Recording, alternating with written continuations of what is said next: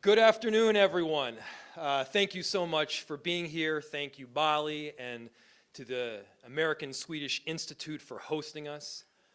Council President Payne, Council Vice President Jamal Osman, members of the City Council, elected officials, Lieutenant Governor, Minneapolis Park and Recreation Board Commissioners, Minneapolis Public School Directors, Sheriff, Board of Estimate and Taxation Commissioners, former mayors, Sarah Clark, community leaders, city staff, partners, neighbors, people who care so deeply about our city, its future, and then the people in it. This past year has tested Minneapolis.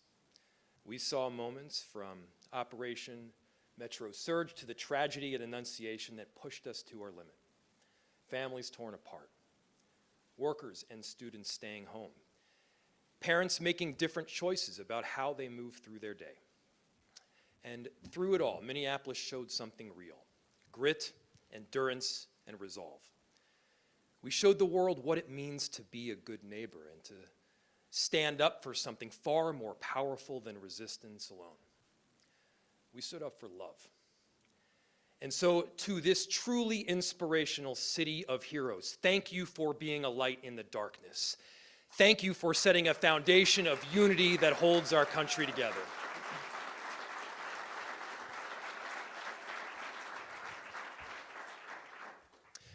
Guys, we got through it, but getting through it and getting back on track is something different. And today, I want to be honest about where we are.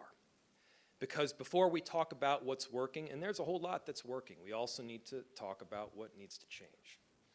The state of our city is strong, but if we don't get serious, our trajectory will not be. Serious about the work, serious about our priorities, and serious about working together to imagine and achieve the city that we all envision. Because when we lose focus on that vision and our respective responsibilities, even just a little, people ultimately feel it.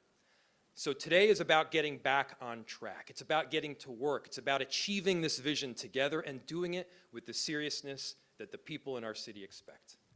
In doing that, there are several truths to recognize. First, we proved that we can endure.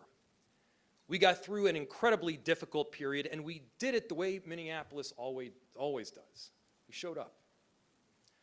Our community safety officers delivered groceries to families afraid to leave their homes. Our Office of Immigrant and Refugee Affairs and city attorneys established strategies so we could fight for our residents and our city in court and win. Our mobile medical unit was out in low-income neighborhoods bringing health care and support to hundreds of residents. Our city provided over $10 million in relief for small businesses and residents. Council members, thank you for your partnership and your work. And we kept doing the daily work of city government, plowing roads, fixing street lights, and responding to fires. This work matters. It says something about who we are. Council members, it says something about who you are. We have different roles, but we lead this city together. But at the same time, endurance is not the goal, it's the starting point. The second truth: our responsibility does not end when the crisis fades.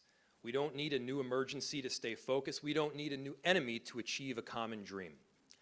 We handled what was in front of us, and now we've all got a job to do. Which brings me to the third and the most important truth.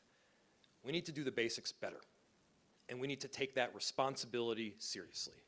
For too long, we've allowed ourselves to get pulled away from that focus, not because the issues weren't important, but because we lost discipline around what matters most. We try to do everything, things that aren't always a local government's job, and in the process, we didn't always do the most important things well enough. We spent time debating things that are not the most critical parts of our job.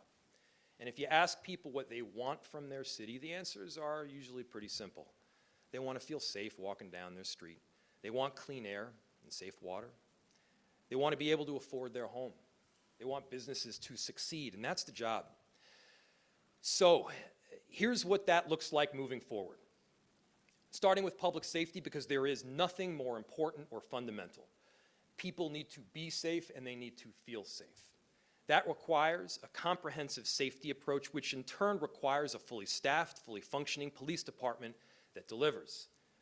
The good news, and this is new, is we've seen over a 200% increase in applications to become a Minneapolis Police Department officer since we began our push for recruitment.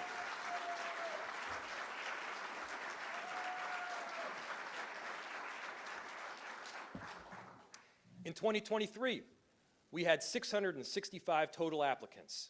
In 2025, we had 2,328. That's a signal. People are stepping up, they're answering the call to serve this city.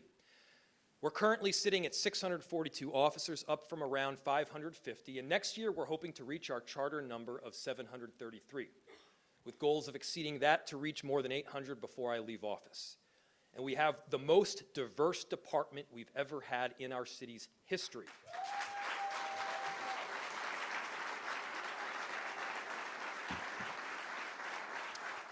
With more officers who either come from or live in Minneapolis. Now, staffing that police department and paying for it looks different. The cost of an officer today is higher than it was just a few years ago. We train more, we expect more, and yes, because of that, it also costs more. That's why our safety leaders are doing the work to put a dollar amount on what that investment needs to be, so we budget accordingly. Last year, violent crime went down in nearly every major category, from homicides to robberies to carjackings and auto theft. And as we head into the summer, safe streets will remain our top priority, and we will focus on proven strategies that work. We also take pride in how we respond in critical moments. When tragedy struck at Annunciation, our response was immediate and it was coordinated because we underwent extensive emergency response training and preparation ahead of time. Our police officers entered the church without hesitation, directed children and teachers to safety, helped establish a triage area, and provided life-saving care to victims using their combat medic and paramedic experience. During Operation Metro Surge, the city stayed focused on supporting the people of Minneapolis, especially our immigrant neighbors. Our 911 teams were a calming voice on the end of distressed calls.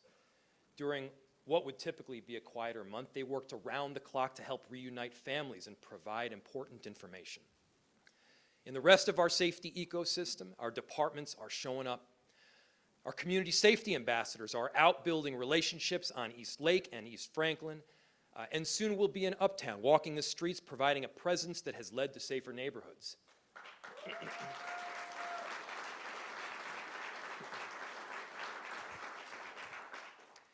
And in our neighborhood safety department, we're addressing gun violence through group violence intervention by building stronger relationships with people most at risk. And we're seeing the results. 98% of participants have reported no new violent activity. Our fire department continues to save lives, not just by running into burning buildings, but through health initiatives. They've launched 3 Narcan vending machines and a second safe station. Narcan is being used and overdose deaths are down. And beyond our Office of Community Safety, our city departments are doing the basics to make our city safer. We've repaired more than 700 streetlights, and now our backlog is officially gone, making our streets brighter and safer. Thank you.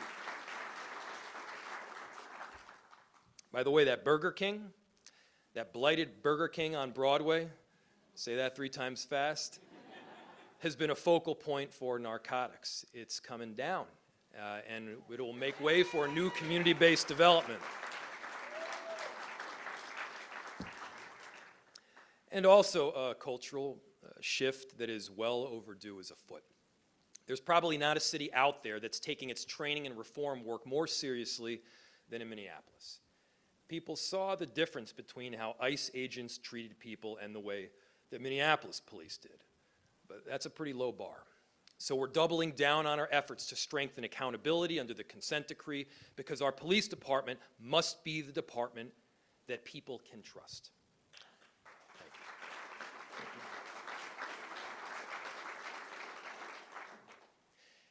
And that brings us to a broader truth about safety in our city. You don't get safety without getting serious about the conditions that shape it. Over the past 8.5 years, I've seen a lot, and it's also changed how I think about order in a city.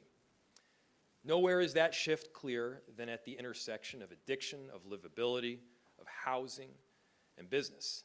Take Uptown as the example. The perception of Uptown has been bad, but it's improving because of dedicated residents, of business owners, elected officials, and city staff willing to be blunt and honest about the real issues that are facing the community. Addiction is front and center. We address addiction by meeting people where they are, bringing care through our mobile medical unit, expanding low or no barrier housing for stability, increasing access to Brixadi, a long-acting treatment, and partnering with the county to connect more people to care. And at the same time, continued open use on our streets is devastating for residents, for families, and for businesses large and small. Compassion matters, but it doesn't mean that anything goes. The progress we're seeing in Uptown is proof positive of what happens when we double down on the services that residents expect. And I encourage you to go check out the difference that is already afoot. We're doing the following. People need to feel safe. So we've put a dedicated patrol unit in Uptown, keeping a regular and visible presence, stopping issues before they escalate, and addressing nuisance behavior head on. Streets need to be clean, so we're expanding trash and litter pickup, cleaning graffiti, and making sure grass and vegetation looks healthy. Storefronts shouldn't sit empty, so we're activating them through our Vibrant Storefronts program and technical business support. Customers need easy access, so starting now, we're announcing free Friday nights in Uptown, meaning that if you go to Uptown on a Friday, you can park for free. I see where you were going with that one. And our streets should feel alive. So we're supporting the Uptown Farmers Market, the Arts Festival, and holidays on Hennepin to bring energy, art, and people together. Our job as city government is also to help provide a right to a home. And if you want a stable city, you need affordable homes. That's why programs like Stable Homes, Stable Schools matter. They work. Through this program, we've helped keep more than 7,500 students and their families in their homes. That means fewer disruptions, fewer moves, and more kids showing up to school ready to learn. And we're seeing progress beyond the classroom, too. Right now, the number of unsheltered people in Hennepin County is down significantly compared to previous years.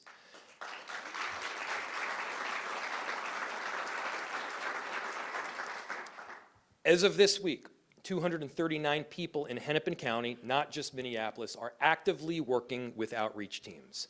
Those 239 people are now connected, known, and on a path toward stability. That is an 11% reduction from 2025.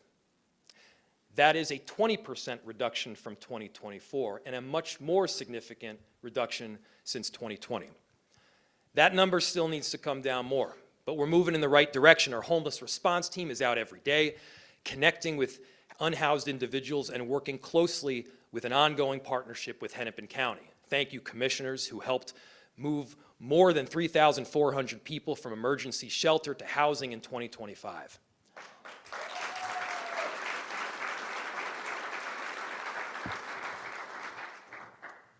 Moving in the right direction also means continuing to build across every part of our city and at every level. This past year, we helped build and preserve 890 affordable homes, and we've got nearly 2,000 more in the pipeline that will start to come online this year. You can see that progress in projects like Snelling Yards, bringing 95 homes to Hiawatha on a former storage site, or at Opportunity Crossing in South Minneapolis, transforming a former Wells Fargo site into 6 stories of affordable housing with green features like solar and rainwater reuse. Minneapolis has indeed become a national leader in affordable housing. We've increased the annual production of deeply affordable housing more than 5 times, from 35 homes a year to 185 a year. That's something to celebrate. It requires partnerships with everybody from our city council, and thank you to our governor and lieutenant governor. Thank you to our county commissioners. Thank you. But moving forward, we also need to look not just to how much we build, but where we build it.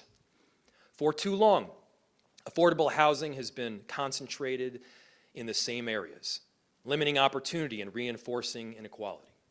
If we want real upward mobility, we need to build affordable housing in middle and upper income areas, not just the same places where we've built in the past. So let me tell you why this matters. This is a big reason why I ran for office to begin with. When kids grow up in mixed income neighborhoods, they see possibility. I don't want kids to think in terms of limitations. I want them to think in terms of potential. I want them to know the doctor. I want them to know the teacher, the carpenter, the artist. I want them to know all of these individuals on one block. I want kids from different levels of wealth to go to the same schools and play in the same parks together. I want kids to figure out whatever it is that they do best to benefit society the most. We're making progress on this vision. We've made nation-leading changes in eliminating exclusionary zoning and now require affordable housing units in all new market-rate buildings. But we haven't finished the job. To keep that work going, we have to take a hard look at the reality of the housing market right now and then what we can do to help. Costs are up, interest rates are high, and it's harder for families to buy, rent, or stay where they are. That's not acceptable, and we need to do our part to make it better. And so our goal is really straightforward. Make it easier to build, improve, and stay in our city. And this will be a main focus of mine over the next few years. I have directed city staff to evaluate our development process in whole, from start to finish, and identify where we can move faster, where we can cut unnecessary red tape, and give builders and homeowners clear and predictable paths forward. One example of many, accessory dwelling units are allowed in Minneapolis but aren't built that often. So we're streamlining the process by providing a number of pre-approved designs, dramatically cutting back on the time it'll take to bring grandma closer to home or get the 24-year-old further away from it.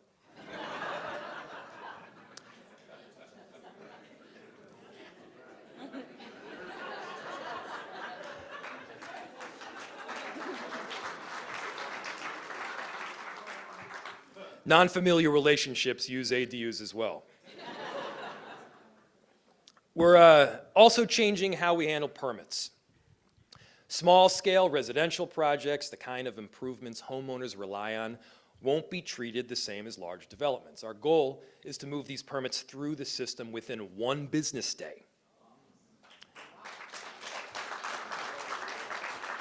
Within one business day of application, to be clear.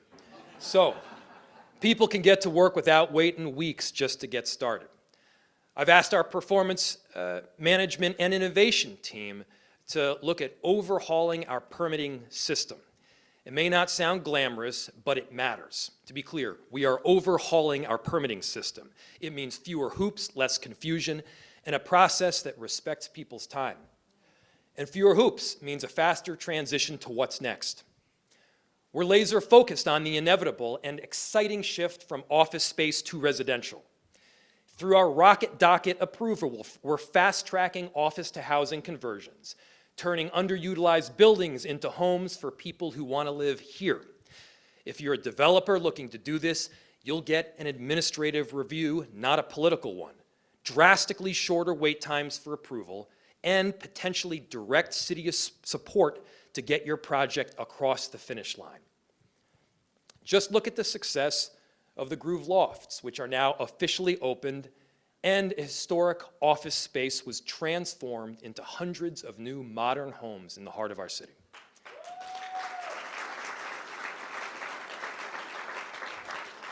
Just a few blocks away, the Grain Exchange is being converted into 232 housing units, most of them affordable, bringing new life to this corner of downtown. Because housing isn't just about shelter, it's about economic stability. When people can afford to live here, they stay. That stability strengthens everything else that we do as a city. And that's exactly what we're focused on, building an economy where businesses can start, they can stay, and grow. For too long, we've treated businesses like a revenue source instead of a partner. That's changing. Being serious means our job is to set the table, make it easier to open a business, easier to build, easier to stay, easier to grow. Just like with our housing work, this means taking a hard look at fees, permitting, and the back and forth with different city departments that slows progress down. That work is underway right now. Operation Metro Surge hit our small businesses hard. Hundreds of millions of dollars were lost. Through our city's Small Business Resiliency Fund, which we recently announced, we're providing license fee relief to over 2,000 residents, restaurants, cafes, and grocery stores. Council members, thank you for your work and your partnership. That's $1,800 they don't have to pay and a lot of paperwork they don't have to fill out. We're just doing it. We're also making it easier for organizations to host events. We're offering fee-free events so that businesses and community organizations can activate their spaces, host festivals, bring people back. Instead of paying $100 or $1,000 to host an event, you won't have to worry about that. Just do the event. It's free.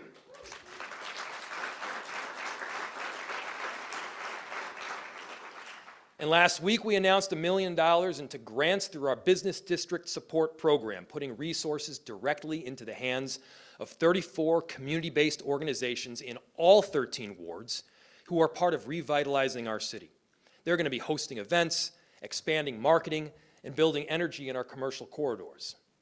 We're also bringing a renewed focus to providing a clear, galvanized vision for the future. COVID-19 expedited a necessary transition from full-time in-person work. But we can provide an expedited vision for the next phase of Minneapolis. The first part of that vision I've already mentioned, transitioning from office space to housing. By combining our rocket docket, quick administrative review, and direct subsidy, we will bring these buildings to a new residential use and breathe new life into our streets. But that vision is not limited to residential.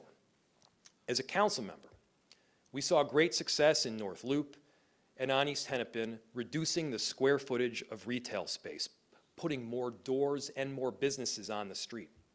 These are new bustling neighborhoods now packed with action.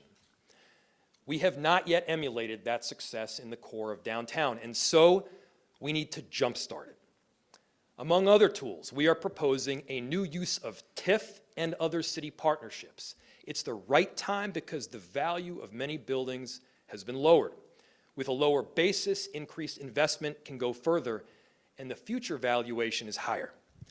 If you're willing to invest in a big vision for a building where the basis has been lowered, come talk to us. If you've got a gigantic retail space, for instance, on Nicollet Mall, and you want to change it to a bunch of smaller ones, come talk to us. TIF might be right for you. It might not. But partnership with the city will be a value add. All of this is driving a real shift downtown, but the most important change is already showing up in the numbers. Today, more than 60,000 people call downtown Minneapolis home, a record. Because a home doesn't look the same for everyone. It's not always a house with a big garage or a white picket fence. It's a downtown apartment overlooking the skyline where someone is making an omelet before work. It's kids playing on a playground just blocks from where their parents work, hopefully with an indoor option soon. It's where my mom and dad live, possibly yours too. It's people coming in droves to see the Minnesota Timberwolves crush the San Antonio Spurs.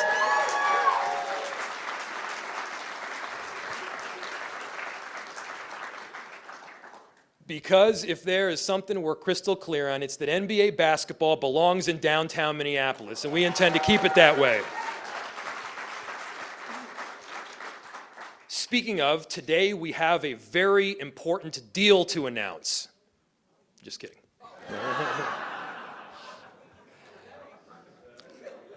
That's our downtown. A place where people don't just work, they live.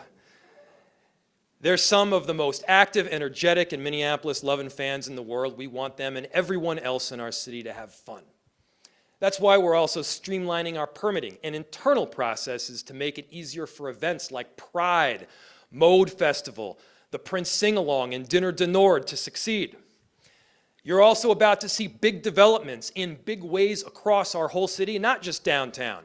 We've got several major projects that have been years in the making that are finally happening, some of them half a century in the making. In a month, we break ground at George Floyd Square, rebuilding infrastructure, supporting small businesses, and preserving what matters most to the community, including memorials and art. At the Southside Safety Center, design is complete and construction is moving forward, bringing critical resources like mental health support, childcare, and youth programming under one roof.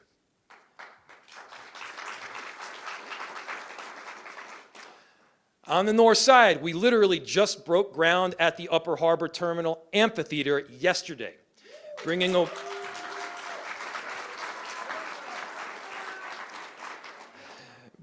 a world-class venue to a much-deserved area and reconnecting the neighborhood to the river, to housing and jobs.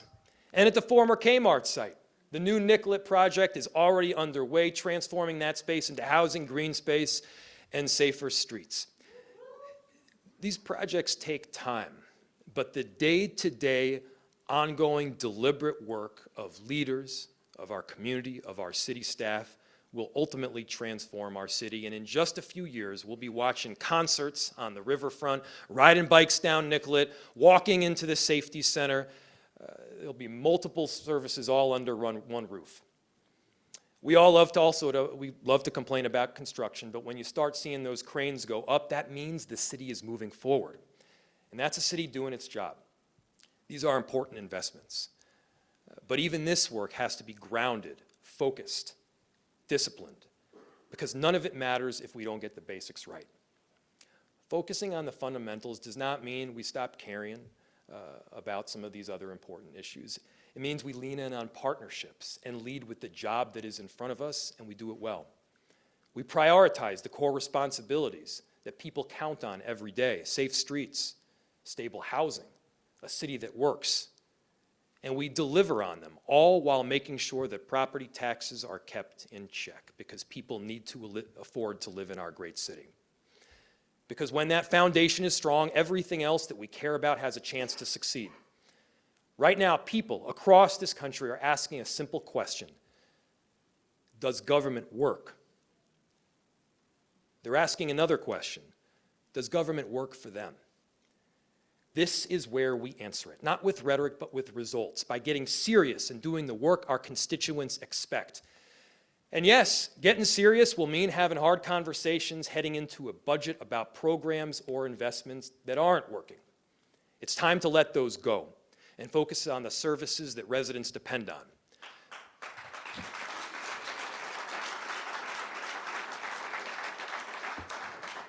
I appreciate the applause now, because I guarantee that it'll get harder as we move into the budget, because we're going to need to make some tough decisions.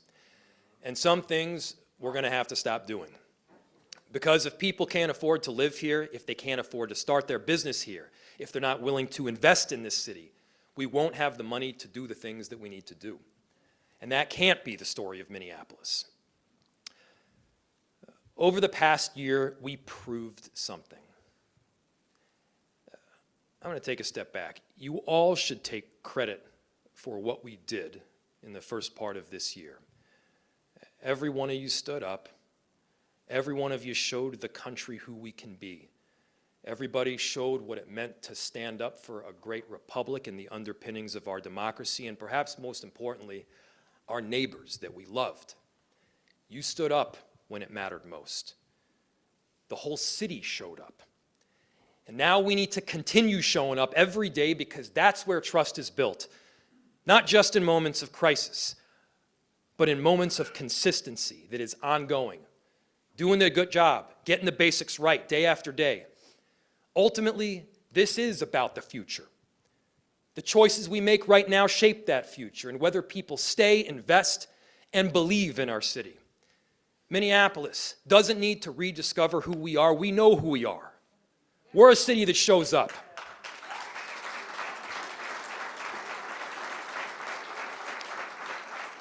And now we need to be a city that gets results.